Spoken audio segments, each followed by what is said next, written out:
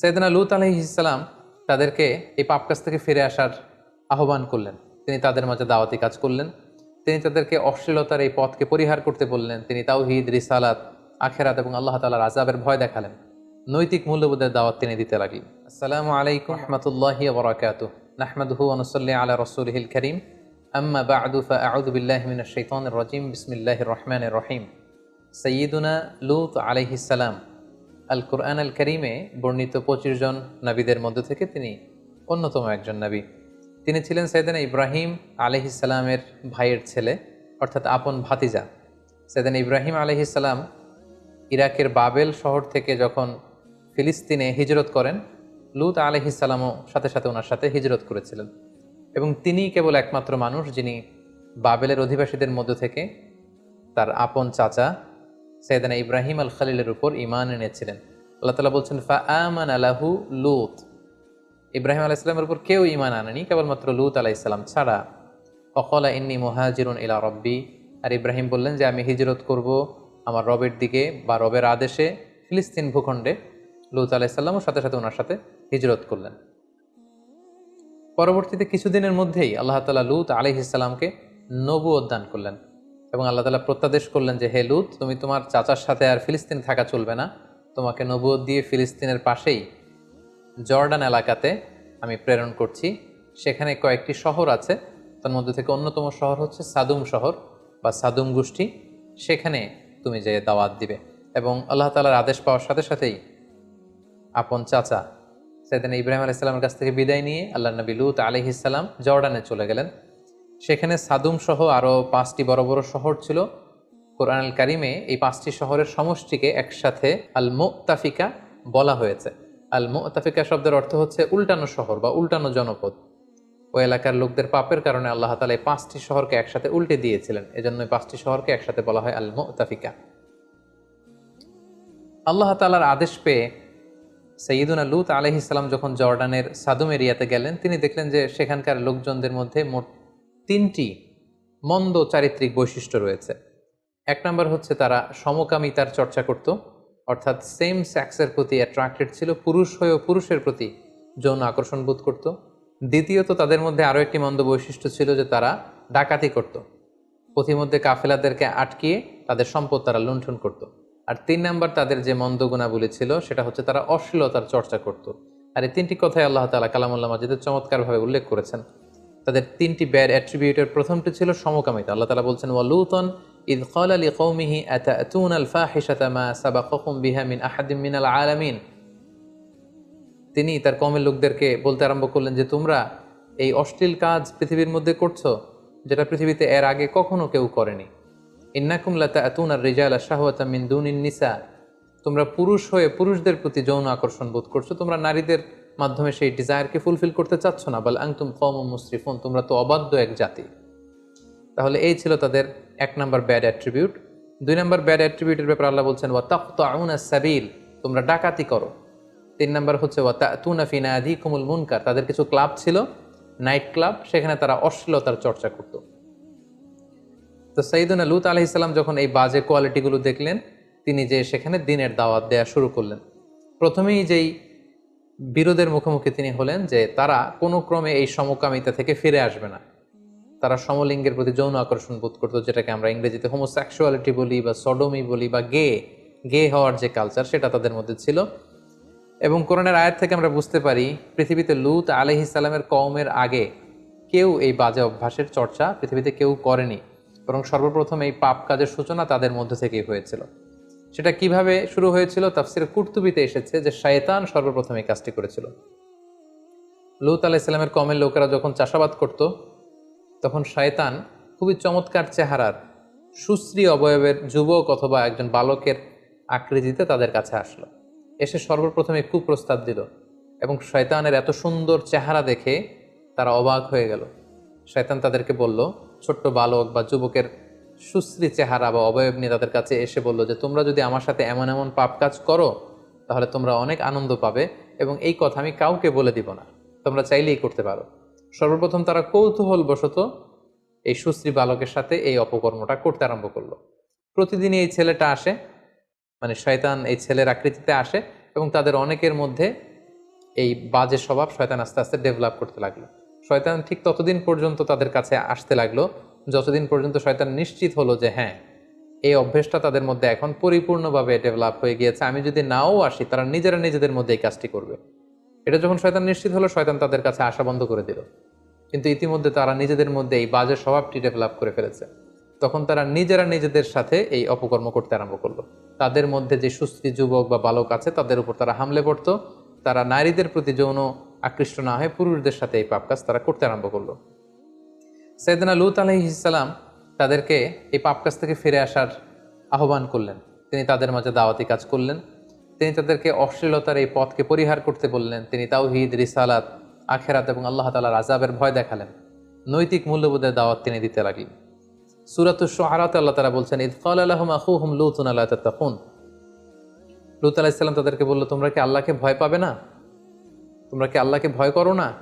কিভাবে তোমরা এই পাপ কাজগুলো করছো? কিভাবে একটি পুরুষ হয়ে তোমরা পুরুষের প্রতি যৌন আকর্ষণ বোধ করছো? এটা তো খুবই ঘৃণ্য একটি কাজ। ইন্নী লাকুম রাসূলুন আমিন, নিশ্চয় আমি আল্লাহর পক্ষ থেকে বিশ্বস্ত রাসূল। ফাত্তাকুল্লাহ, এই পাপ কাজ তোমরা বন্ধ করো, তোমরা আল্লাহকে ভয় করো। ওয়া আতিউন, এবং নবী হিসেবে আমার আনুগত্য করো। ওমা আসআলুকুম আলাইহি মিন আজর ইন আজরিয়া ইল্লা আলা রাব্বিল আলামিন। এই যে দাওয়াতি কাজ করছি, আমি তো কোনো প্রতিদান চাচ্ছি না, বরং আমি প্রতিদান চাই আল্লাহ তাআলার কাছে। সূরা শুআরা আল্লাহ তাআলা আবার বলছেন, ক্বালা ইন্নী লিআমালিকুম মিনাল ক্বালিন। লূত আলাইহিস সালাম বললেন, তোমরা যে এই অপকর্ম করছো, এই হোমোসেক্সুয়ালিটির এই প্র্যাকটিস যে করছো, এটার সমালোচনা, এটার বিরোধিতা, এটা আমি করেই যাব যতদিন না তোমরা ক্ষান্ত হও। সাইয়েদনা লূত আলাইহিস সালাম এভাবে তাদেরকে বুঝাতে লাগলেন, কল্যাণের পথে তাদেরকে আহ্বান করতে লাগলেন। লূত আলাইহিস সালামের দাওয়াতের ফলে তাদের কওমের পক্ষ থেকে, জাতিগোষ্ঠীর পক্ষ থেকে রেসপন্স কী ছিল আমরা যদি খেয়াল করি, তাহলে দেখব যে আল্লাহ তাআলা বলছেন, ক্বালু লা ইন লাম তানতাহি ইয়া লূত লাতাকুনান্না মিনাল মুখরাজিন। অর্থাৎ তারা বলতে আরম্ভ করলো, হে লূত, তুমি যদি এই দাওয়াতি কাজ না থামাও তাহলে এই এলাকা থেকে আমরা তোমাকে বের করে দেব। মনে রাখো, তুমি কিন্তু এই এলাকার লোক নও, তোমার বাড়ি হচ্ছে ইরাকের বাবেলে, সেখান থেকে গিয়েছো ফিলিস্তিনে, ফিলিস্তিন থেকে উড়ে এসে জুড়ে বসেছো আমাদের এই জর্ডান এলাকায়, আর আমাদেরকে তুমি নীতি কথা শেখাচ্ছ।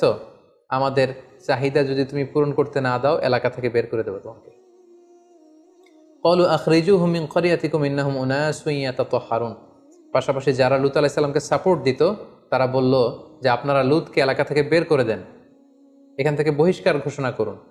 নিজেরাও হুমকি দিতে লাগলো, অন্যদেরকেও তারা উস্কানি দিতে লাগলো। এক পর্যায়ে লূত আলাইহিস সালাম বললেন যে তোমরা যদি না থামো, যে কোনো মুহূর্তে আযাব এসে, গজব এসে তোমাদেরকে ধ্বংস করে দিবে। এবং মনে রাখো, আল্লাহর গজব কিন্তু অত্যন্ত, আযাব কিন্তু ভয়ঙ্কর। তিনি সব সময় আযাব দেন না, কিন্তু যখন আযাব দেন তিনি আযাব দেওয়ার মতনই দেন। ক্বালু উতিনা বিআযাবিল্লাহি ইন কুনতা মিনাস সাদিকিন। আযাবের কথা যখন লূত আলাইহিস সালাম বলে ভয় দেখালেন, তারা বলল, পারলে আযাব নিয়ে আসো, আমরা এই সমকামিতার চর্চা বন্ধ করব না। তোমার আল্লাহ যদি সত্যি হয়ে থাকে, পারলে আযাব দেখাও।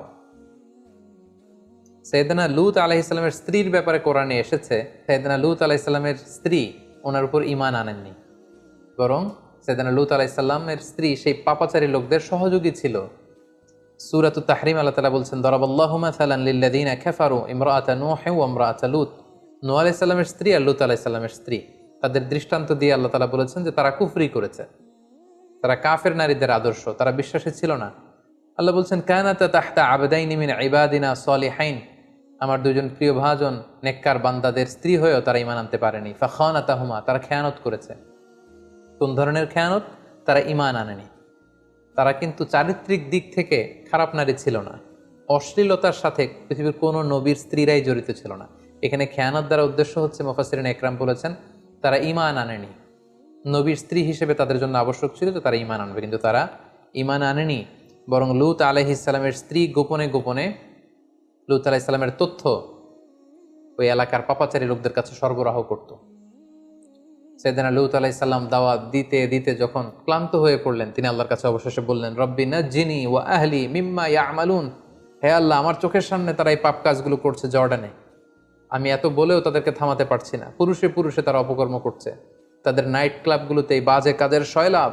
আল্লাহ, আপনি আমাকে বাঁচান, আমাকে, আমার পরিবারকে বাঁচান। তারা এই পাপ কাজ করছে, তাদেরকে আপনি থামান। আল্লাহ তাআলা তখন তাদেরকে শাস্তি দেওয়ার মনস্থির করলেন। তিনি আদেশ জারি করলেন যে লূত আলাইহিস সালামের কওমের উপর বিশাল শাস্তি দেয়া হবে, এবং এটা জানানোর জন্য আল্লাহ তাআলা একদল ফেরেশতাকে পাঠালেন। তারা প্রথমে ইব্রাহিম আলাইহিস সালামের কাছে যে ইব্রাহিম আলাইহিস সালামের সন্তান ইসহাকের সুসংবাদ দিল, সেটা দিয়ে তারা লূত আলাইহিস সালামের কাছে ফিরে আসলো। এবং ফিরে এসে তারা অনিন্দ সুন্দর নওজোয়ানের রূপে, সুন্দর যুবকের চেহারা নিয়ে তারা লূত আলাইহিস সালামের কাছে মেহমানের ছদ্মবেশে আগমন করলো। লূত আলাইহিস সালামের স্ত্রী যখন দেখলো যে কিছু যুবক, সুন্দর সুশ্রী চেহারার যুবক এসেছে, তিনি গোপনে এলাকার এই পাপী লোকদের কাছে এই তথ্য সরবরাহ করে দিলেন যে তোমরা যেহেতু সুশ্রী অবয়বের যুবক এবং বালকের খোঁজে সবসময় থাকো, কিছু যুবক মেহমান হয়ে আমার স্বামী লূতের বাড়িতে এসেছে, তোমরা এখানে এসে হামলা দিতে পারো। এই ব্যাপারটা খুব চমৎকারভাবে আল্লাহ তাআলা কালামুল্লাহ মাজিদে ইরশাদ করছেন, ওয়ালাম্মা জাআত রুসুলুনা লূতান সিআ বিহিম ওয়া দাqa বিহিম দারআ ওয়া ক্বালা হাদা ইয়াউমুন আসীব। অর্থাৎ আমার ফেরেশতারা যখন লূত আলাইহিস সালামের কাছে সুন্দর চেহারা নিয়ে আগমন করলো, লূত আলাইহিস সালাম তো ভয় পেয়ে গেলেন। তিনি বললেন, হায় রে, আজকের দিনটা তো বড্ড কঠিন হবে, কারণ এত সুন্দর যুবক তারা যে আমার বাড়িতে মেহমান হয়ে এসেছে, সাদুম এলাকার পাপাচারী, অন্যায়কারী, হোমোসেক্সুয়াল প্র্যাকটিস যারা করে, তারা যদি এটা জানে, আমার কাছ থেকে তাদেরকে ছিনিয়ে নেওয়ার জন্য তো আপ্রাণ চেষ্টা করবে। আজকের দিনটা বড্ড কঠিন হবে।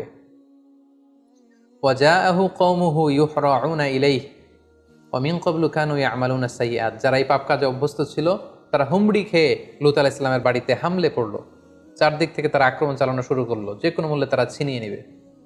লূত আলাইহিস সালাম উপায়ন্তর না দেখে ক্বালা ইয়া কওমি হাউলাই বানাতি কুন্না আতহারু লাকুম। তিনি অত্যন্ত অসহায়, আকুতি এবং কাকুতি মিনতি জানিয়ে বলল, হে আমার এলাকার লোকেরা, আমার মেহমানদের গায়ে হাত দিও না। এই যে দেখো, আমার ঘরে কিছু মেয়ে আছে, তারা তোমাদের জন্য পবিত্র। আমার মেয়েদেরকে নিয়ে যাও, তাদেরকে বিয়ে করো এবং তাদের মাধ্যমে তোমরা তোমাদের যৌন চাহিদাকে নিবারণ করো, কিন্তু আমার মেহমানকে অপদস্থ করো না। ওয়ালা তুখজুনি ফি দয়ফি, আমার মেহমানদেরকে অপদস্থ করো না। আলাইসা মিনকুম রাজুলুন রশীদ, তোমাদের মধ্যে কি একজনও ভালো লোক নেই? একজন নবী কতটা অনুনয়ের স্বরে, কতটা বিপদে পড়লে এই ধরনের স্টেটমেন্ট দিতে পারেন। ক্বালু লাকাদ আলিমতা মা লানা ফি বানাতিকা মিন হক। তখন এলাকাবাসী বলল, হে লূত, তুমি তো আগে থেকে ভালো করেই জানো তোমার মেয়েদের প্রতি আমাদের কোনো আকর্ষণ নেই। নাউযুবিল্লাহ। ওয়া ইন্নাকা লা তা'লামু মা নুরিদ, আর আমরা যে কি চাই, আমরা কিভাবে আমাদের ডিজায়ারকে ফুলফিল করতে চাই, এটা তুমি ভালো করেই জানো। আমরা তোমার মেহমানদেরকে ছিনিয়ে নিতে এসেছি, তোমার মেয়েদের জন্য আসেনি। ক্বালা লাউ আন্না লি বিকুম কুওয়া আও আওয়ি ইলা রুকনিন শাদীদ। আফসোস করে লূত আলাইহিস সালাম বললেন, হায় রে, কোনো একটা সাহায্যকারী যদি আমার থাকতো, যে আমাকে সাহায্য করবে, যার কাছে আমি আশ্রয় নিব। আল্লাহর পাঠানো ফেরেশতারা যারা যুবকের আকৃতিতে এসেছিল, ওনারা যখন দেখলেন যে লূত আলাইহিস সালাম অত্যন্ত দুশ্চিন্তা ফিল করছেন, তিনি পেরেশান হয়ে উঠেছেন, ওনাকে সান্ত্বনা দেওয়ার জন্য ক্বালু, ফেরেশতারা বলল, ইয়া লূত, হে আল্লাহর নবী লূত, আমরা কিন্তু সাধারণ যুবক নই। ইন্না রুসুলু রাব্বিক, আমরা আপনার রবের পক্ষ থেকে পাঠানো আল্লাহর ফেরেশতা। ওরা তো জানে না। লাইয়াসিলু ইলাইক, আপনি ভয় পাবেন, ওরা আপনারও কিছু করতে পারবে না, আমাদেরও কিছু করতে পারবে না। আমরা এসেছি আল্লাহ তাআলার ঘোষণা শুনিয়ে দেবার জন্য। আল্লাহ তাআলা এই এলাকার উপর আযাব পাঠাবেন, ভয়ঙ্করতম আযাব। ফাআসরি বিআহলিকা বিকিতইম মিনাল লাইল, এই রাতের কিছু অংশ বাকি থাকতেই আপনি সেফ জোনে চলে যান। আল্লাহর আদেশ হচ্ছে আপনি সেফ জোনে চলে যান। ওয়ালা তালতাফিত মিনকুম আহাদ, আর যাওয়ার সময় পিছনে ফিরে তাকানো যাবে না, এটা আল্লাহর আদেশ। ইল্লা ইমরাআতাক, তবে আপনার স্ত্রীকে নিয়ে যেতে পারবেন না। আপনি আর আপনার উপর ঈমান এনেছে আপনার মেয়েরা, শুধু এরাই এলাকা ছেড়ে আপনারা সেফ জোনে চলে যান। ইন্নাহু মুসিবুহা মা আসাবাহুম, আপনার এলাকাবাসীর নসিবে যা ঘটবে, আপনার স্ত্রীর ভাগ্যেও তাই ঘটবে, কারণ আপনার স্ত্রী আপনার উপর ঈমান আনেনি এবং আপনার গোপন তথ্যগুলো এলাকাবাসীর কাছে সে লিক করে দিত, প্রচার করে দিত। ইন্না মাওঈদাহুমুস সুবহ, আর আল্লাহর বেঁধে দেওয়া, আল্লাহর ফায়সালা হচ্ছে, আযাবের সময়টা হচ্ছে ফজরের সময়। ফজরের সময় হতে না হতে আযাব নেমে আসবে। আলাইসা সুবহু বিকরিব, ফজর হতে তো বেশি দেরি নেই, তাড়াতাড়ি রাতের কিছু অংশ বাকি থাকতে চলে যান। এই ঘটনা শোনার সাথে সাথে সাইয়েদনা লূত আলাইহিস সালাম ওনার মেয়েদেরকে নিয়ে সেফ জোনে চলে গেলেন এবং আল্লাহ তাআলা আযাব পাঠালেন। আযাব কি ছিল?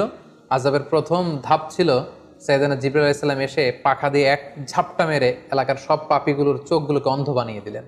আল্লাহ তাআলা বলছেন, ওয়ালাকাদ রাওয়াদুহু আন দাইফিহি ফাতামাসনা আ'ইউনাহুম ফাযুকু আযাবি ওয়া নুযুর, আমি তাদের প্রত্যেকের চেহারাকে অন্ধ বানিয়ে দিলাম। পাখা দিয়ে জিবরাইল আলাইহিস সালাম এক ঝাপটা মেরে সবাইকে অন্ধ বানিয়ে দিল। ফাআখরাজনা মান কানা ফিহা মিনাল মুমিনিন, আল্লাহ বললেন, আমি বিশ্বাসীদেরকে এলাকা থেকে বের করলাম। আর বিশ্বাসী কারা ছিল? শুধুমাত্র লূত আলাইহিস সালাম আর ওনার মেয়েরা। ফামা ওয়াজাদনা ফিহা গায়রা বাইতিম মিনাল মুসলিমিন, একটা মুসলিম পরিবার ছাড়া আমি একটা পরিবারও পাইনি, সেটা ছিল লূতের পরিবার। লূত আলাইহিস সালাম আর তার মেয়েরা সেফ জোনে চলে গেল। আল্লাহ তাআলা বললেন তখন আমি আসল শাস্তি পাঠালাম। সেটা কি? ফাজআলনা আলিয়াহা সাফিলাহা ওয়া আমতারনা আলাইহিম হিজারাতাম মিন সিজ্জিল, আমি এ এলাকার উপরের মাটি নিচের মাটি উলট পালট করে দিলাম। সাইয়েদনা জিবরাইল আলাইহিস সালাম পাখার ঝাপটা দিয়ে সবাইকে অন্ধ বানিয়ে দিলেন। এরপর পাখা দিয়ে পুরো জর্ডানের শহরটাকে তিনি আকাশে তুলে উপর করে ধপাস করে জমিনে আবার ফেলে দিলেন। ফলে নিচের মাটি চলে গেল উপরে, উপরের মাটি নিচে।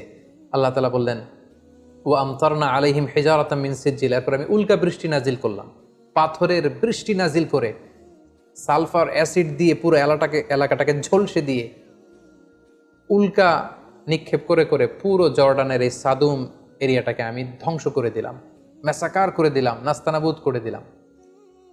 সূরাতুন নাজম আল্লাহ তাআলা বলছেন ওয়াল মুতাফিকাতা আহওয়া, অর্থাৎ পুরো শহরটাকে উল্টে দিলেন। হি ডিস্ট্রয়েড দ্য ওভারটার্নড এন্ড ওভারথ্রোন সিটিজ, এটাকে জনপদ উল্টানো শহর বলা হয়। জিবরাইল আলাইহিস সালাম পুরো শহরটাকে মানুষ সহ আকাশে তুললেন।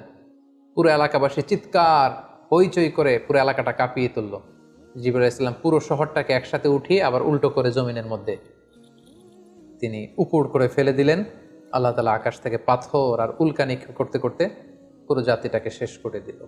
আল্লাহ তাআলা কেন লূত আলাইহিস সালামের কওমের শহরটাকে উল্টে দিলেন? অন্য কোনো জাতিগোষ্ঠীকে তো আল্লাহ তাআলা এইভাবে উল্টানো শাস্তি দেননি। এর কারণ হচ্ছে তারা আল্লাহ তাআলার দেয়া যে প্রাকৃতিক সিস্টেম এটাকে উল্টে দিয়েছিল।